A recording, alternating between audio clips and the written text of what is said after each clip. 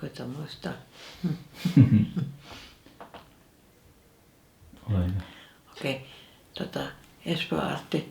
ennen Espoo Arttia mä kävin yksittäisiä kursseja paljon. Ja sitten kävin sen koetaiteen peruskurssin koulutuksen 90-luvun lopulla tai puolessa välissä. Ja sen jälkeen olen tehnyt aktiivisesti työtä, mutta aina on sen yksittäisiä.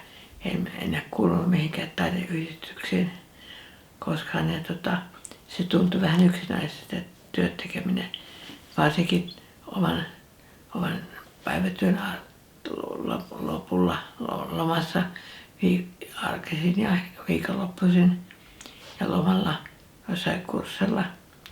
Sitten mä sain vihjeet Espoo Artista. Se oli kauniissa silloin.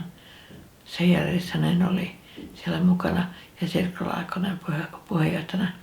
Mä laitin sinne hakemuksen, mutta hyväksyttiin toisella kertaa, ei ekalla kertaa.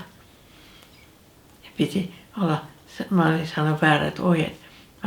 Piti olla 3 työtä, mutta mulla oli mahdollisimman samanlaisia, samalla tekniikalla. Mä olin lähtenyt eri tekniikalla ja pyysin lisätietoa. Mä laitoin lisätietoa ja hyväksyttiin sitten 2000, oli tasan vuosi.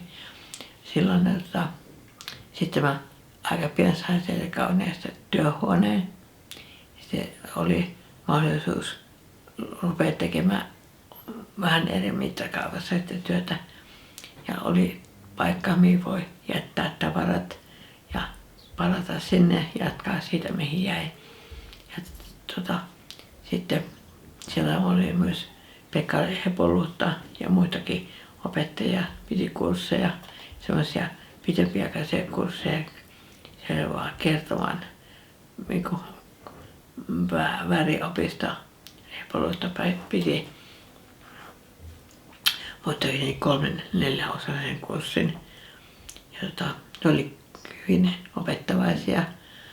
Ja siellä oli se taiteilijayhteisö, siellä oli muitakin tekijöitä kuin taidetekijöitä. Mutta se oli semmoinen, että tuntui kuuluvansa johonkin. Ja näki yhdistyjen jäseniä ja hallituksen jäseniä oli niillä kaikilla oli työhuone siinä. Ja sitä kautta tuli vähitellen tutuksi kaikkien kanssa.